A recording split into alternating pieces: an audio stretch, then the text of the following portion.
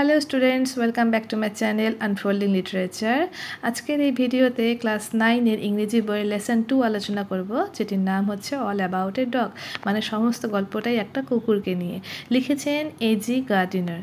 তো এই গল্পটি সম্পূর্ণ বাংলায় লাইন বাই লাইন আলোচনা করব, বলতে গেলে ট্রান্সলেশন করব। তো তোমরা যারা প্রথমবার এই গল্পটি পড়ছো বা শুনছো, তাদের কাছে গল্পটি ভীষণ ভালো লাগতে পারে, এবং যাদের কোনো রকম কোনো মিনিং নিয়ে সমস্যা আছে তাদের আশা করি এই গল্পটি মানে এই ভিডিওটি দেখার পর তোমাদের সমস্যার সমাধান হয়ে যাবে এই গল্পটিকে ঘিরে। তো এই যে এজি গার্ডিনার, যিনি গল্পটির লেখক, তার সম্পর্কে আমরা আগে কিছুটা জেনে নিচ্ছি। তো এই এজি গার্ডিনার, এনার পুরো নাম হচ্ছে আলফ্রেড জর্জ গার্ডিনার। তিনি জন্মগ্রহণ করেছিলেন 1865 এবং তার মৃত্যু হয়েছিল 1946-এ। হি ওয়াজ আ ব্রিটিশ জার্নালিস্ট অ্যান্ড অথার। তো জার্নালিস্ট কথার অর্থ হচ্ছে সাংবাদিক। তিনি একজন ব্রিটিশ সাংবাদিক ছিলেন এবং লেখক ছিলেন। His essays written under the pen name Alpha of the Plough are highly regarded. তো তিনি যতগুলি প্রবন্ধ লিখেছিল সেগুলো একটা ছদ্মনামে লিখেছিল, আলফা অফ দ্য প্লাউ। তো এটা কিন্তু, এবং এই নামে কিন্তু তিনি অত্যন্ত সম্মানিত ছিলেন। হিজ ইউনিকনেস লে in his ability to teach the basic truths of life in an essay and amusing manner. তো তার যে লেখাগুলো ছিল সেগুলো সাধারণত জীবনের যে মৌলিক সত্য সেগুলো একটা সহজ এবং মজাদার উপায়ে তিনি তার মানে প্রবন্ধগুলির মধ্যে দিয়ে শেখানোর চেষ্টা করতেন। The pillars of society, pebbles on the shore, many furrows, lips in wind are some of his well-known writings. তো এই যে লেখাগুলো, এগুলো তার বিখ্যাত লেখা, যে the pillars of society, pebbles on the shore, many furrows and leaves in the wind, এগুলো কিন্তু তার বিখ্যাত সমস্ত লেখা। In this text which is an edited version of Gardner's essay of the same name, the author observes how a bus conductor makes a lady go up to uncovered top of a double-decker bus on a freezing evening just because she is carrying a dog. তো এই যে গল্পটা, এটা যেই বিষয়ের উপর ভিত্তি করে লেখা, সেখানে এটা হচ্ছে এই যে পাঠ্যটা, এটা কিন্তু গার্ডেনারের একটা প্রবন্ধের একটা মানে সম্পাদিত সংস্করণ। তো এখানে লেখক যেটা আমাদেরকে বোঝানোর চেষ্টা করেছে যে কিভাবে একটি বাস কন্ডাক্টর একটি মহিলাকে তার কুকুরকে নিয়ে বাধ্য করে উপরে একটা, মানে যেখানে মানে ডাবল ডেকার একটা বাস, মানে দোতলা একটা বাস, তার উপরে যেতে, যেখানে কিনা কোনো রকম ছাদ ছিল না। সেই দিনটা ছিল একদম জমে যাওয়া একদম শীত, ঠিক আছে। এরকম একটা শীতের সন্ধ্যায় একজন মহিলাকে বাধ্য করলো ডাবল ডেকার বাসের সেই ওপরের অংশে, যেখানে কোনো ছাদ নেই, একদম খোলামেলা, সেখানটায় যাওয়ার জন্য। এবং কেন? তার হাতে একটা কুকুর ছিল। তো এই হচ্ছে অল অ্যাবাউট এ ডগ, মানে সমস্ত সমস্যাটা কিন্তু এখানে কুকুরকে নিয়েই। While watching the incident and its reaction among the other passengers, the author wonders whether rules should be tempered with goodwill in order to make them more human. তো অন্যান্য যাত্রীদের মধ্যে যখন ঘটনাটি এবং প্রতিক্রিয়াটি পর্যবেক্ষণ করছিলেন সেই সময় লেখক, এবং তিনি বিস্মিত হয়েছিলেন যে নিয়মগুলি আরও মানবিক করার জন্য তাদের যে সদিচ্ছার দ্বারা প্ররোচিত করা উচিত। মানে কে ভুল করছে, কে ঠিক করছে, এই জিনিসটা বারবার গল্পের মধ্যে আমরা হারিয়ে যাই, যে কন্ডাক্টরটাই হয়তো সঠিক বা মহিলাটাই বা হয়তো সঠিক। তো বারবার আমাদের দল বদলাতে ইচ্ছে করে, মানে কে যে সঠিক সেটা আমরা বুঝতে পারি না। কিন্তু এখানে কিন্তু পর্যবেক্ষণের বিশেষ রকম প্রয়োজন রয়েছে। লেখক কিন্তু তার এই লেখার মধ্যে দিয়ে সঠিকভাবে খুব সহজ উপায়ে আমাদেরকে বোঝানোর চেষ্টা করেছে যে সঠিক সিদ্ধান্তটা কী, ঠিক আছে। তো চলো এবার গল্পটা শুরু করা যাক। I was travelling in a bus. It was bitterly cold night, and even at the far end of the bus, the east wind cut like a knife. তো একদিন একটি বাসে করে, মানে বলছেন, আমি একটি বাসে করে ভ্রমণ করছিলাম, এবং এটি ছিল খুবই একটা শীতের রাত, মানে খুব ঠান্ডা ছিল সেদিন।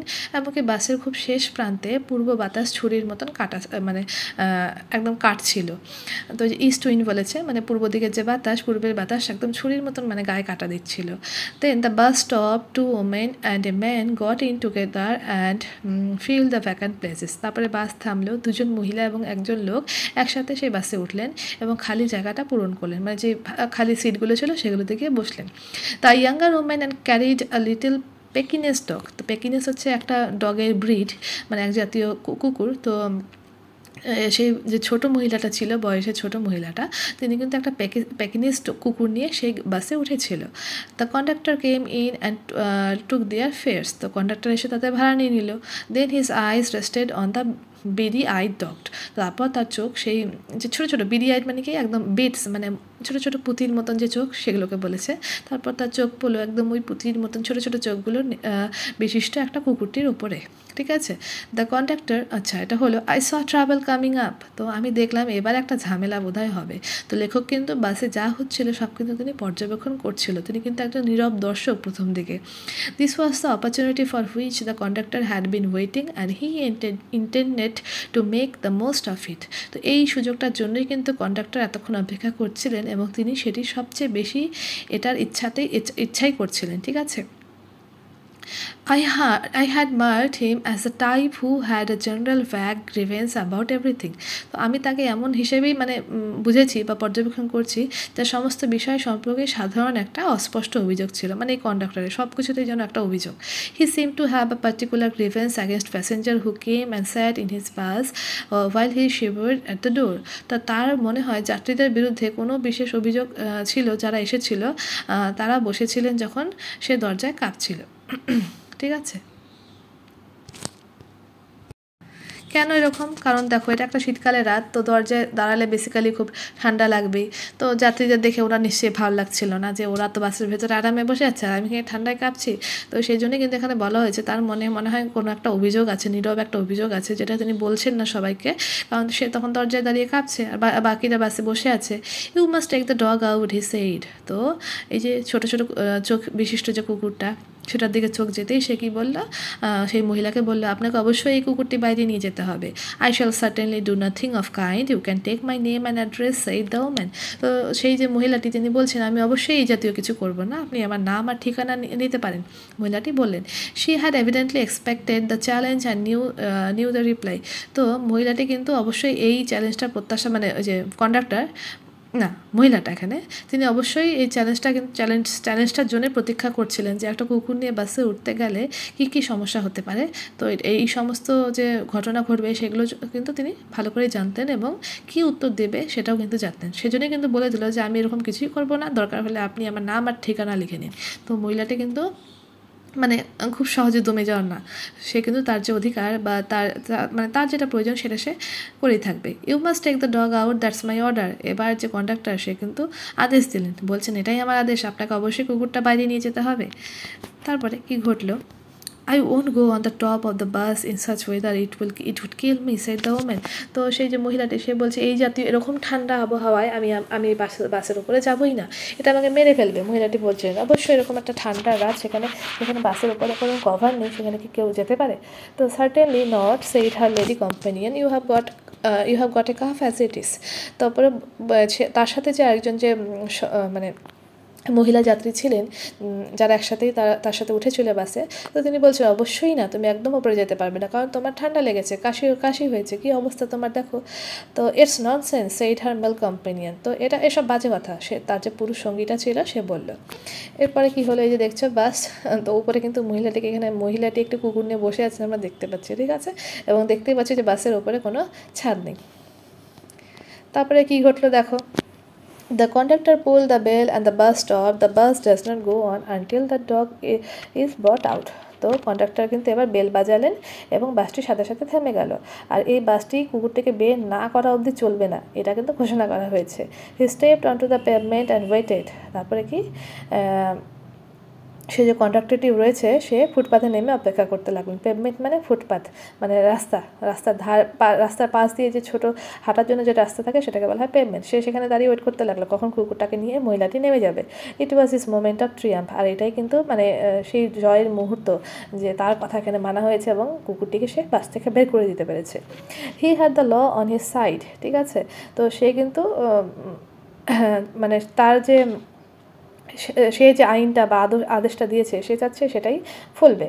Everybody in the bus was on the side of the lady and her dog, they talked raised voices. তো যতজন বাসে ছিল সবাই কিন্তু সেই মহিলাটির পক্ষে, এবং তারা কিন্তু সকলেই মানে একদম জোর কণ্ঠে কথা বলছিলেন।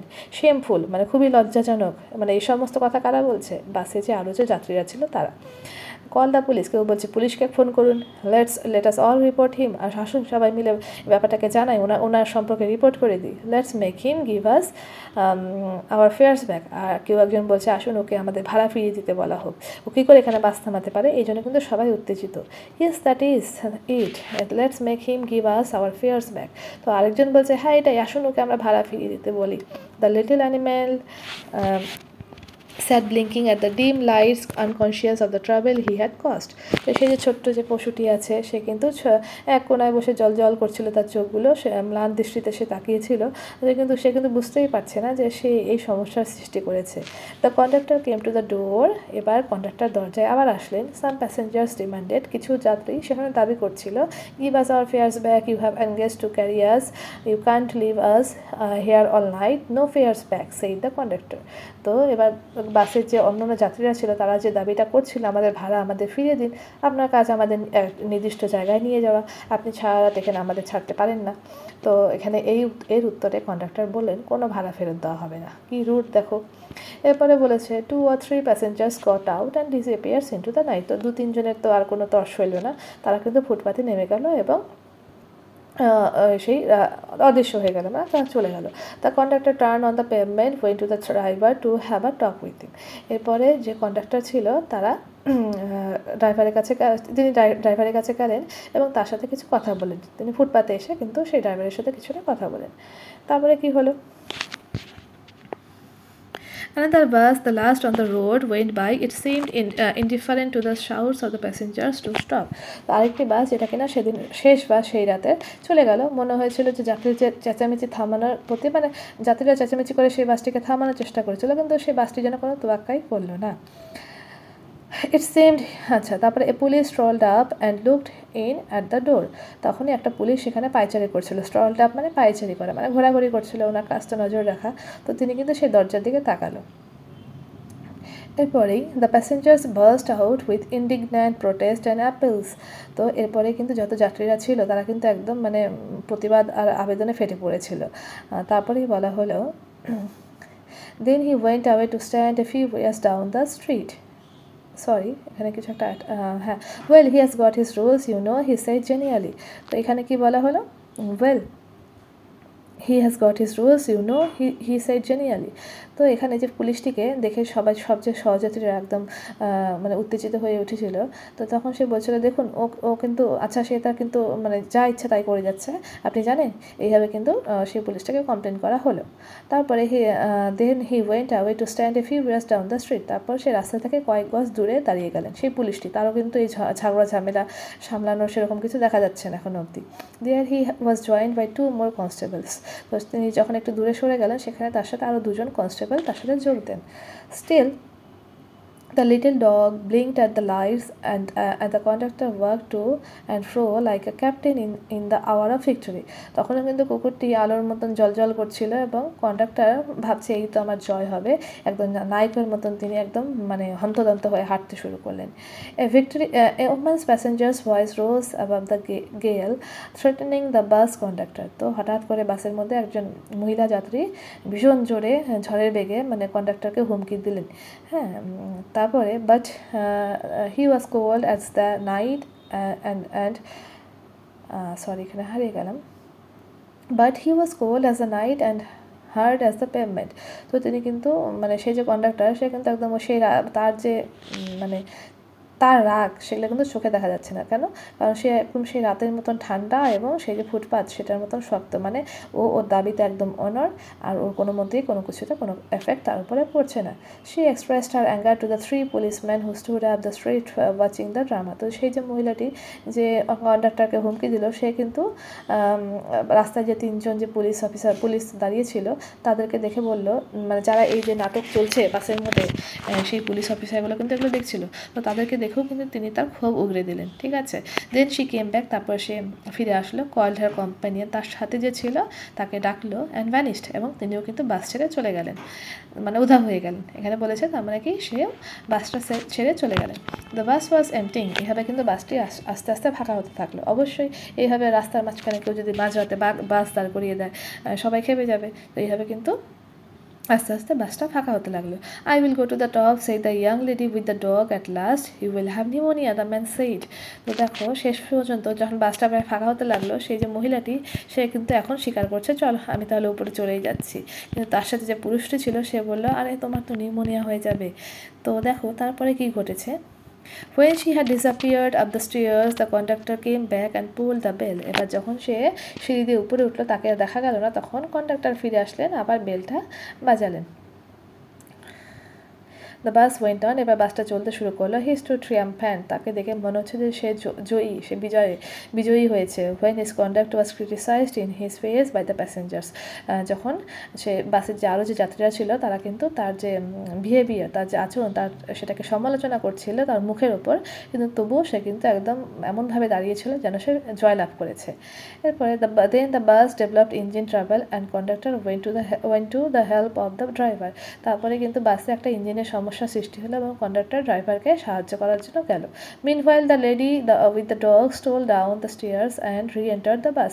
এরপরে কিন্তু সে যে মহিলাটি সে তার কুকুর নিয়ে নিচে নেমে আসলো, যেহেতু ইঞ্জিনের সমস্যা হয়েছে সে আবার চুপিসারে কিন্তু নিচে নেমে এসে আবার বাসে ঢুকে পড়লো।